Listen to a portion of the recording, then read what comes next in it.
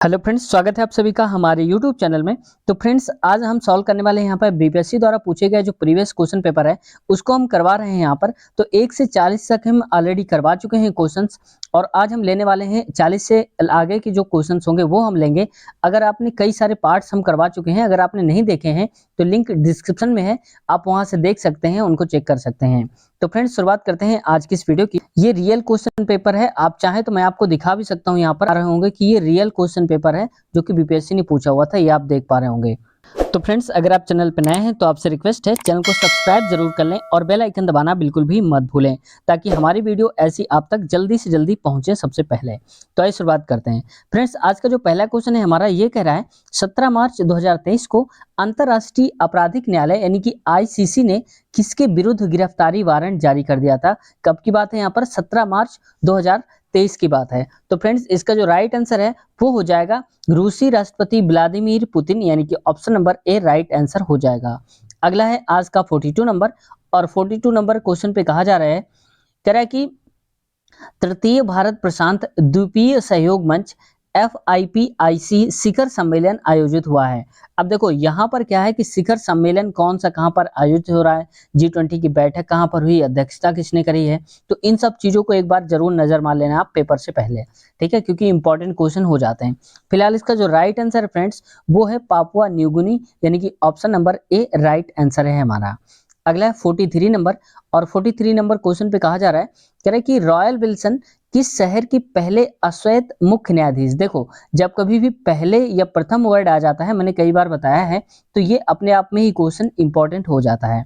तो क्या बोला जा रहा है, पहले अश्वेत मुख्य न्यायाधीश नियुक्त किए गए हैं कौन से? Rowan Wilson. तो ये कहाँ की बात हो रही है? तो ये है फ्रेंड्स न्यूयॉर्क, यानी कि ऑप्शन सी हमारा राइट आंसर हो जाएगा।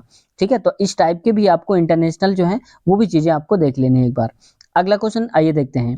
यहाँ पर कह रहा है नेक्स्ट क्वेश्चन में, निम्नलिखित में से किस देश के संसदीय समिति ने हाल ही में सिफारिश की है कि भारत को नाटो प्लस समूह का हिस्सा बनाया जाना चाहिए। यानी कि किसने बोला है कि नाटो प्लस का जो समूह का हिस्सा है वो भारत को भी बनाया जाए, तो ये बोला है फ्रेंड्स USA ने, यानी कि ऑप्शन बी हमारा करेक्ट आंसर हो जाएगा।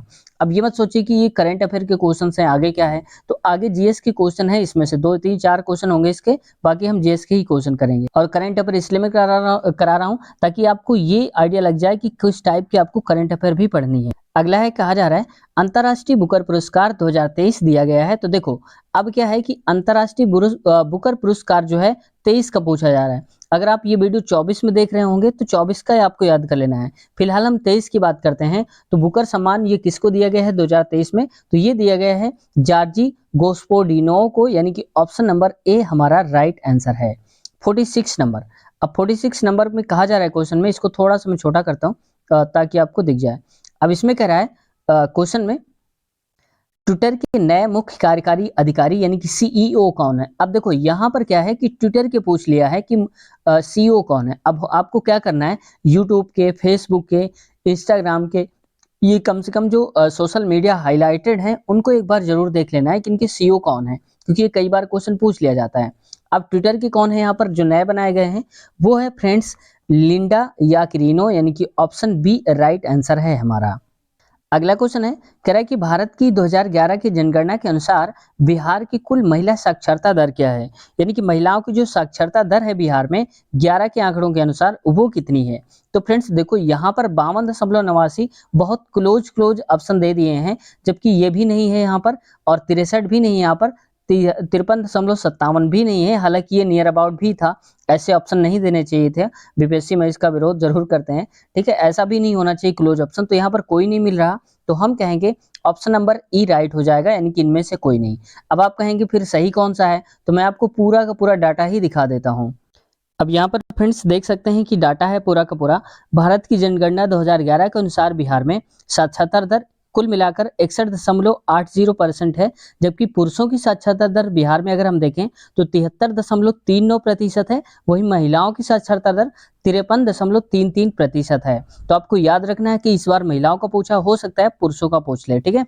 अब अगर हम पूरी बात कर लें कि राष्ट्रीय औसत काफी कम है, औसत के हिसाब से अगर हम देखें पुरुष महिलाओं की दोनों की, तो 72.9% है, और वहीं पुरुष साक्षरता दर 80.9% है, ठीक है। तो अब आपको याद रखना है, ये पूछा गया था आंकड़ा 53.33%। जबकि यहाँ पर क्या दिया गया था 53.57 दे दिया गया था, जबकि 3-3 होना चाहिए था। अब देखो फ्रेंड्स, इतना क्लोज ऑप्शन बीपीएससी ने पूछा हुआ था, हालांकि इतना भी क्लोज नहीं पूछा जाना चाहिए था, तो इस हिसाब से कोई सही नहीं था, क्योंकि 53.33% होना चाहिए था, जो कि राइट आंसर था, नहीं था, इस वजह से गलत हो गया है। अगला क्वेश्चन की तरफ रुख करते हैं और आज का देखते हैं 48 नंबर। और 48 नंबर क्वेश्चन पे कहा जा रहा है कि सुभद्रा देवी, जिनको 2023 में पद्मश्री पुरस्कार से नवाजा गया है, जानी जाती हैं, यानी कि किस लिए ये फेमस हैं? कौन? सुभद्रा देवी। अब आपको देखो, पद्मश्री पुरस्कार, तो पुरस्कार से क्वेश्चन जरूर पूछे जाते हैं, याद रखना है। तो पुरस्कार भी आपको पढ़ के जाना है। 2023 की बात हो रही, तो हम इसको बता दे रहे हैं 2023 वाला। तो फ्रेंड्स, इसका जो राइट आंसर हो जाएगा वो हो जाएगा पेपर मेसी कलाकार के रूप में जानी जाती हैं। Option C. कौन जानी जाती हैं? ये सुभद्रा देवी जो हैं, ये जानी जाती हैं। अगला क्वेश्चन देखते हैं। नेक्स्ट हमारा आज का 49 नंबर है। 49 नंबर पे, छोटा नागपुर क्षेत्र के मुंडा और संथाल निम्नलिखित में से किस पेड़ की पूजा करते हैं? यानी कि जनजातियां हैं, छोटा नागपुर में पाई जाती हैं, मुंडा और संथाल नाम की, ये कौन से पेड़ की पूजा किया करते हैं? तो फ्रेंड्स, ये करते हैं कदम के वृक्ष की, यानी कि ऑप्शन सी राइट आंसर हो जाएगा। याद रखना है, मुंडा और संथाल जो जनजातियां हैं, उनका संबंध किससे है? कदम के वृक्ष से, जिसकी वो पूजा करते हैं। अगला क्वेश्चन आज का हमारा 50 नंबर है और 50 नंबर क्वेश्चन पे कह रहा है कि निम्नलिखित में से किसकी खेती जायद के मौसम में की जाती है? तो जायद की खेती की जाती है कौन से मौसम में? तो फ्रेंड्स, आप जानते होंगे रबी, खरीफ और जायद जो मेन होती हैं, 3 सीजन की फसलें होती हैं। तो यहाँ पर जायद की बात करी जा रही, तो जायद में होता है खरबूजा, खीरा और तरबूज, यानी कि गर्मियों के सीजन में जो बोई जाती है ना, जो आप समझ लो कि अप्रैल मई के आसपास जो तैयार हो जाती है, मई जून में, वो होते हैं यहाँ पर। तो खरबूजा, खीरा, ककड़ी, ये सब चीजें उसमें आती हैं। तो ये ए बी सी तीनों सही हैं। तो हम कहेंगे जब एक से ज्यादा सही होते हैं तो हम ऑप्शन डी लगाते हैं, उपरयुक्त में से एक से अधिक सही है। ठीक है। अगला क्वेश्चन जानते हैं आज का 51 नंबर। और 51 नंबर को थोड़ा छोटा करता हूँ। इसमें कहा जा रहा है 51 नंबर क्वेश्चन पे, कह रहा है कि भूकंप के संबंध में निम्नलिखित में से कौन सा कथन सत्य है? भूकंप के बारे में अगर हम बात कर लें तो कौन सी बात एकदम सही है? तो देखो, पी तरंगे अनुप्रस्थ तरंगे हैं, तो ये बात भी सही है, क्योंकि पी तरंगे उत्पन्न होती हैं, ये अनुप्रस्थ तरंगे हैं। और कह रहा है कि धरातल पर उद्गम केंद्र के ऊपर स्थान को अधिकेंद्र कहते हैं, ये भी कहते हैं, यानी कि जो हमारा मेन एपिसेंटर होता है वो भी यहाँ पर होता है। तो राइट ऑप्शन बी भी हो जाएगा। अब देखो, अब क्या करना है पेपर में, अगर आपको तीसरा नहीं आ रहा तो अब आपको डायरेक्ट ये कर देना है एक से अधिक, तीसरा में दिमाग लगाने की जरूरत ही नहीं। फिर भी मैं आपको बता रहा हूँ पेपर, इसलिए ऐसा बता दे रहा हूँ। तो जानवरों के व्यवहार का अध्ययन स्थानीय लोगों द्वारा अपनाई गई भूकंप की भविष्यवाणी के तरीके में से एक है। ये बात सही है। कैसे? यानी कि जब भूकंप आना होता है तो उससे पहले जो कुत्ते बिल्ली होते हैं वो इधर उधर भागने लगते हैं, टहलने लगते हैं, जिनकी हलचल देख करके हम समझ जाते हैं कि कुछ आज अलग होने वाला है, कुछ खतरा है, और यानी कि भूकंप आने वाला है। तो तीनों सही है, ए बी सी। तो हम कहेंगे यहाँ पर जब एक से ज्यादा सही होते हैं तो ऑप्शन डी लगाते हैं, यानी कि उपरयुक्त में से एक से अधिक राइट आंसर हो जाएगा। अगला क्वेश्चन है, नेक्स्ट कह रहा है निम्नलिखित में से कौन सा कथन उत्तरी अमेरिका महाद्वीप की लेक सुपीरियर के संबंध में सत्य है? यानी कि लेक सुपीरियर झील का आपने नाम सुना ही होगा, इसके बारे में कुछ पॉइंट्स दिए गए हैं और कहां पर है। अब देखो, पहले हम आंसर की बात कर लेते हैं, फिर इसके बारे में कुछ बात करेंगे, इस पेपर के बारे में। अब देखो, यहाँ पर कह रहा है तो कनाडा और यूएसए के मध्य भौगोलिक सीमा बनाती है, कौन बनाती है? सुपीरियर लेक, यानी कि सुपीरियर जो झील है वो कनाडा और यूएसए के बीच भौगोलिक सीमा बनाती है, यानी कि ऑप्शन बी हमारा राइट आंसर हो जाएगा। अब फ्रेंड्स, मैं कहने वाला यह था यहाँ पर कि देखो, अब ये कह सकता है कि लेक सुपीरियर झील जो है किस महाद्वीप में स्थित है, और ऑप्शन दे देगा। तो इसमें से क्या है? उत्तरी अमेरिका महाद्वीप में स्थित है, ये आपको याद रखना है। क्वेश्चन को घुमा करके फिर पूछ सकता है, क्योंकि जब पेपर दोबारा से बनाया जाता है तो उसी के हिसाब से बना दिया जाता है, कुछ चीजें चेंज कर दी जाती। हो सकता है यहाँ पर मान लो कि चाल का मात्रक पूछ लिया, अगली बार हो सकता है यानी कि बोलने के समय का मात्रक क्या है, तो ऐसा भी पूछ सकता है। अगला क्वेश्चन देखते हैं आज का 53 नंबर।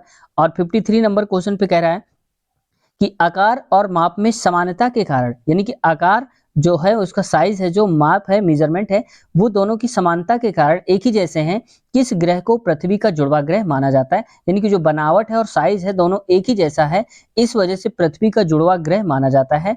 वो किसका माना जाता है? तो ये है शुक्र को, यानी कि ऑप्शन सी राइट आंसर हो जाएगा। फ्रेंड्स, अब आपको कमेंट सेक्शन में ये बताना है कि सबसे बड़ा जो ग्रह है वो कौन सा है।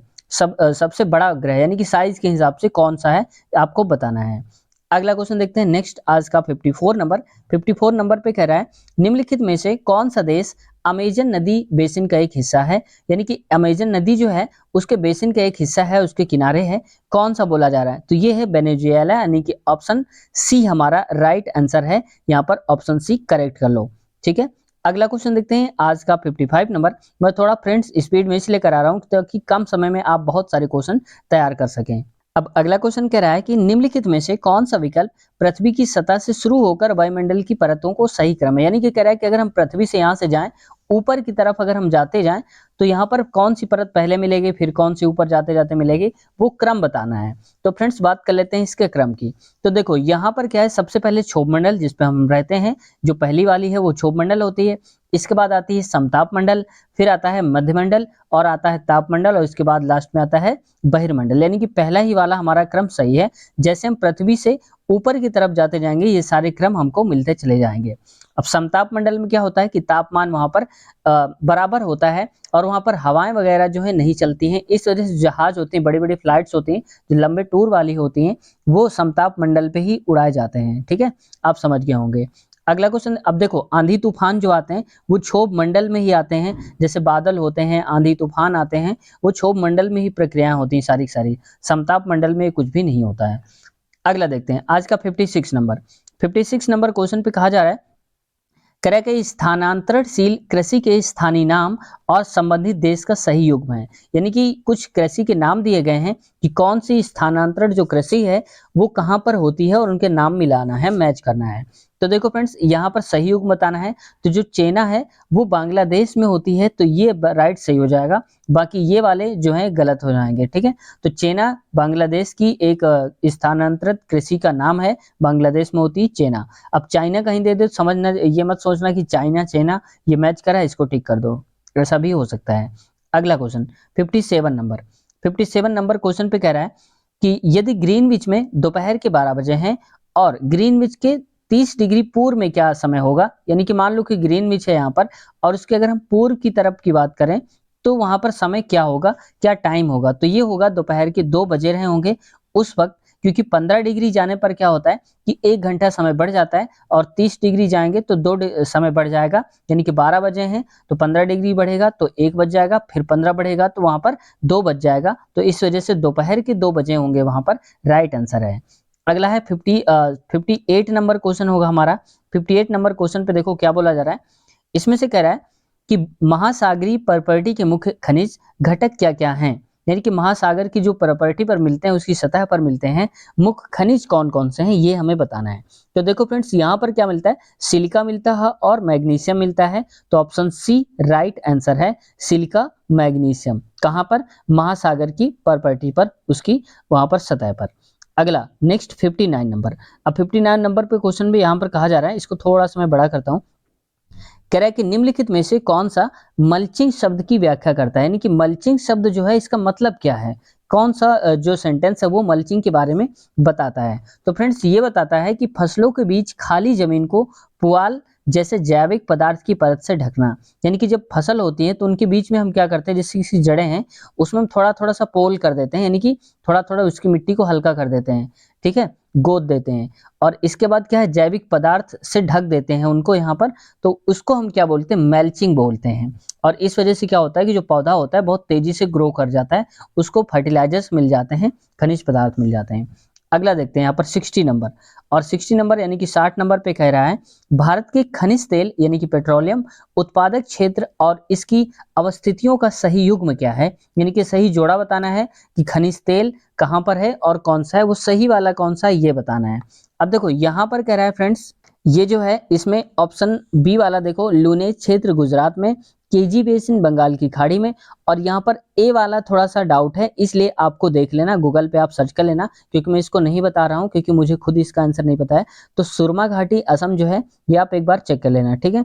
तो इसमें से देखो एक से ज्यादा सही होते हैं, तो हम कहते हैं यहाँ पर option number D right answer हो जाएगा, कौन से वाले क्वेश्चन का, जो भी हमने 60 वाले का अभी देखा। नेक्स्ट क्वेश्चन है 61, जवाहर नेहरू की अस्थाई सरकार में श्रम मंत्री कौन थे। ये 2 बार क्वेश्चन आ चुका है, आप इसको देख लेना। ये पिछला जो पेपर था तो भी इसमें पूछा गया था और इस बार तो पूछा ही गया है, क्योंकि ये अभी का पेपर है जो कि हुआ है पहली वाली वैकेंसी में। जवाहरलाल नेहरू की अस्थाई सरकार में श्रम मंत्री कौन बनाए गए थे, तो फ्रेंड्स ये बनाए गए थे यहाँ पर जगजीवन राम, यानी कि ऑप्शन सी राइट आंसर हो जाएगा। नेक्स्ट है आज का 62 नंबर, इसको थोड़ा छोटा करके बोलता हूँ। 62 नंबर पे कह रहा है कि 1918 के किस महीने में चंपारण कृषि कानून यानी कि चंपारण एग्रीरियन एक्ट यूरोपीय नील बगान के स्वामी के विरुद्ध पारित हुआ था। यानी कि कौन से महीने में 2018 में जब चंपारण कृषि कानून पारित हुआ था, तो कब पारित हुआ था, कौन से महीने में पारित हुआ था। तो फ्रेंड्स ये जो पारित हुआ था यहाँ पर कुल मिला के अगर देखा जाए तो फरवरी में भी नहीं हुआ था, मई में भी नहीं हुआ था, नवंबर में भी नहीं हुआ था। जब कोई नहीं सही है तो यहाँ पर कहते हैं उपरयुक्त में से कोई नहीं, यानी कि ऑप्शन नंबर ई हमारा राइट है। अब आप कहेंगे कि इसमें फिर सही कौन सा है, तो यहाँ पर देखो महीना पूछ रहा है, तो महीना किसी ऑप्शन में नहीं दिया, हालांकि यहाँ पर होना चाहिए था 4 मार्च। अगर 4 मार्च किसी ऑप्शन में होता तो वो सही हो जाता, ठीक है। इस वजह से यहाँ पर कोई ऑप्शन सही नहीं है, आप समझ जाना। अगला क्वेश्चन देखते हैं 63 नंबर, इसको थोड़ा सा मैं छोटा करूंगा ताकि आपको देखने में आसानी हो जाए। कह रहा है कि निम्नलिखित कथनों में से कौन सा सही है। यहाँ पर देखो फ्रेंड्स कुछ चीजें दी गई हैं, उनसे संबंधित व्यक्ति दी गए हैं और बताना है कि कौन सा इनमें से मेल खाता है, कौन सा सही है। तो यहाँ पर देखो लिखा हुआ है a bunch of old letters का लेखन राजेंद्र प्रसाद ने नहीं किया था, तो ये गलत हो जाएगा। और व्यक्तिगत सत्याग्रह में ब्रह्मदत्त दूसरे सत्याग्रही थे, ये भी गलत हो जाएगा। जबकि राइट आंसर हो जाएगा हमारा सी वाला, क्योंकि सुभाष चंद्र बोस ने द इंडियन स्ट्रगल लेखन किया था, यानी कि इंडियन स्ट्रगल जो बुक है उसको लिखा था सुभाष चंद्र बोस ने। तो ऑप्शन सी हमारा करेक्ट आंसर हो जाएगा। नेक्स्ट है 64 नंबर, कह रहा है कि बिहार की किस जनजाति ने कांग्रेस के गया अधिवेशन में भाग लिया था। तो बिहार की एक ऐसी कौन सी जनजाति थी जब कांग्रेस का अधिवेशन हुआ था गया में, वहां पर भाग लिया था। तो फ्रेंड्स ये लिया था यहाँ पर उरांव नाम की जो जनजाति थी उसने भाग लिया था। तो ऑप्शन ए करेक्ट आंसर है 64 का। 65 में आते हैं। अब देखो यहाँ पर भी सेम वही दिया है, कुछ यहाँ पर चीजें दी गई हैं और उससे संबंधित व्यक्तियों के नाम दिए गए हैं, उनको मैच करना है। तो इसमें से कह रहा है कि निम्नलिखित युग्मों में से कौन सा सही सुमेलित नहीं है, यानी कि सही कौन सा नहीं है ये बताना है। तो यहाँ पर पहला ही कह रहा है एडवोकेट ऑफ इंडिया, तो ये दादा भाई नौरोजी ने नहीं लिखा था इसको, ये गलत है, क्योंकि इसको लिखा था दुर्गा दास बसु ने, यानी कि दुर्गा दास बसु जी ने इसको लिखा था, ठीक है, याद रख किसको, एडवोकेट ऑफ इंडिया को। और तो पहला ही गलत नहीं है बोला है, तो ये तो गलत हो गया, सुमेलित नहीं है वही बताना था। अब कह रहा है कि यंग इंडिया, तो ये तो महात्मा गांधी ने लिखा था, ठीक है। अब अगला वाला कह रहा है कि इंडियन स्पेक्टेटर है, उसको सुरेंद्र नाथ बनर्जी ने लिखा था, जो कि ये गलत बोला जा रहा है। इंडियन स्पेक्टेटर को सुरेंद्र नाथ बनर्जी ने लिखा था, ये लिखा था वैलेंटाइन चेरोल ने, यानी कि आप याद कर लो वैलेंटाइन, यहाँ पे साफ नहीं दिख रहा होगा, वैलेंटाइन चेरोल जो है उन्होंने लिखा था इंडियन स्पेक्टेटर। तो देखो जब 2 गलत है इसमें से बताना है, तो जब 2 से ज्यादा ऑप्शन सही हो जाते हैं तो हम कहते हैं उपरयुक्त में से एक से अधिक, यानी कि ऑप्शन डी करेक्ट आंसर है हमारा। अगला क्वेश्चन है, कह रहा है 1938 में किसकी अध्यक्षता में राष्ट्रीय योजना समिति की स्थापना की गई थी। यानी कि 1938 की बात है कि कौन अध्यक्ष थे उस वक्त जब राष्ट्रीय समिति की स्थापना हुई थी वहां पर। तो देखो फ्रेंड्स इसका जो राइट आंसर है वो है जवाहरलाल नेहरू, यानी कि ऑप्शन सी करेक्ट आंसर हो जाएगा। नेक्स्ट क्वेश्चन 67 पे आते हैं। यहाँ पर कह रहा है महात्मा गांधी एंड बिहार, यानी कि महात्मा गांधी एंड बिहार सम रेमिसेंसेस पुस्तक के लेखक कौन है, तो ये बताना है। तो ये पुस्तक है यहाँ पर महात्मा गांधी एंड बिहार, और आगे दिया गया है इस पुस्तक के राइटर हैं फ्रेंड्स यहाँ पर डॉक्टर राजेंद्र प्रसाद, यानी कि ऑप्शन बी करेक्ट आंसर है। अब देखो जितनी भी बुक्स के नाम आते हैं वहां पर राइटर आते हैं, तो आप एक काम किया करिए अपनी बुक में कहीं पर नोट कर लिया करिए, एक तरफ बुक्स के नेम और एक तरफ राइटर, क्योंकि ये जो बार बार हैं रिपीट होते जाते हैं, क्योंकि ये पुरानी बुक्स हैं, ये अब बदल तो सकती नहीं है, ये वही आएगा। तो इस वजह से आप एक बार उसको नोट कर लिया करिए ताकि दोबारा आपका सही हो जाए आंसर। अगला क्वेश्चन देखते हैं। नेक्स्ट कह रहा है यहाँ पर क्वेश्चन में, कह रहा है कि किस आंदोलन के प्रभाव में आकर बिहार के लोगों ने चौकीदारी कर देने से इनकार कर दिया था। यानी कि एक कर लगता था, टैक्स लगता था चौकीदारी नाम का, तो इसको देने से इनकार कर दिया था। कौन सा ऐसा आंदोलन था जिसकी वजह से उन्होंने बंद कर दिया था। तो फ्रेंड्स ये जो ऑप्शन था यहाँ पर सबने अवज्ञा आंदोलन जो है उसकी वजह से चौकीदारी कर देने से उन्होंने मना कर दिया था बिहार के लोगों से। अब देखो बिहार स्पेशल से ये क्वेश्चन आ रहा है, तो बिहार स्पेशल से भी ऐसे क्वेश्चन आपको तैयार कर लेने हैं। तो फ्रेंड्स ये तो एक क्वेश्चन है, ऐसे ढेरों क्वेश्चंस मैंने करवा दिए हैं वहां पर, बिहार स्पेशल जीके नाम से वीडियो आपको मिल जाएगी। अगर आप देखना चाहते हैं तो लिंक इसी वीडियो के डिस्क्रिप्शन में आप चेक कर लेना, मिल जाएगी यहाँ पर बिहार स्पेशल जीके नाम से। और भारतीय राष्ट्रीय आंदोलन के जो भी क्वेश्चंस आप देखना चाहते हैं उसकी भी लिंक वहां पर मिल जाएगी। ठीक है, आप चाहें तो कहीं और से भी देख सकते हैं, किसी और की वीडियो भी देख सकते हैं जहां से आपको अच्छा लगे। अगला क्वेश्चन देखते हैं आज का 69 नंबर क्वेश्चन पे कह रहा है, वह महिला स्वतंत्रता सेनानी कौन थी जो स्वतंत्रता आंदोलन के बायोवृद्ध महिला के नाम से जानी जाती थी। यानी कि बायोवृद्ध महिला के नाम से कौन सी विख्यात थी महिला? तो फ्रेंड्स ये थी यहाँ पर अरुणा आसफ अली, यानी कि ऑप्शन ए राइट है हमारा, बायोवृद्ध महिला अरुणा आसफ अली। 70 नंबर क्वेश्चन पे आते हैं। 70 पे कह रहा है क्वेश्चन में कि किस स्थान पर बीजी तिलक ने होम रूल लीग की स्थापना करी थी 1916 में। अब देखो ऐसा भी क्वेश्चन में आ सकता है कि होम रूल की स्थापना, यानी कि होम रूल लीग जो है उसकी स्थापना कब करी गई थी, तो आपको बताना है 1916 में। लेकिन अब ये पूछ रहा है कि कहां पर की गई थी, कौन सा ऐसा स्थान था जहां पर इसकी स्थापना करी गई थी, तो ये था पूना, यानी कि ऑप्शन ए राइट आंसर हो जाएगा। फ्रेंड्स यहाँ पर आपको ये बनाना है कि दांडी यात्रा की शुरुआत कब हुई थी और वहां पर कितने लोग थे दांडी यात्रा में। इसके साथ साथ एक क्वेश्चन मैं आपके लिए और छोड़ के जाता हूं कि चौरी चौरा कांड कब हुआ था, किस तारीख को हुआ था चौरी चौरा कांड, ये आपको कमेंट सेक्शन में बताना है और देखते हैं किसका जवाब सही आता है। तो फ्रेंड्स आज की वीडियो यहीं तक रखते हैं क्योंकि वीडियो काफी टाइम हो चुका है इसमें, और इसके आगे वाले जो क्वेश्चंस होंगे 70 से ऊपर के, वो हम अदर पार्ट जो आएगा, इसके आगे वाला नेक्स्ट पार्ट आएगा उसमें मिल जाएंगे। अगर आपने नहीं देखा तो अब जब तक वो रिकॉर्ड हो जाएगा, बन जाएगा, तो इसकी लिंक डिस्क्रिप्शन में मिल जाएगी इसी की। और अगर आपने पिछले वाले नहीं देखे हैं कोई भी पार्ट, तो उसकी भी लिंक आपको नीचे डिस्क्रिप्शन में मिल जाएगी, आप वहां से चेक कर सकते हैं, बाकी पार्ट्स देख सकते हैं, जैसे हजारों लोग देख भी रहे हैं। तो मिलते हैं नए वीडियो में, और एक बार फिर से आपसे रिक्वेस्ट है, अगर चैनल पर नए हैं तो चैनल को सब्सक्राइब जरूर कर लें और बेल आइकन दबाकर हमारा हौसला जरूर बढ़ाएं। तो मिलते हैं नए वीडियो में, टेक केयर, बाय बाय।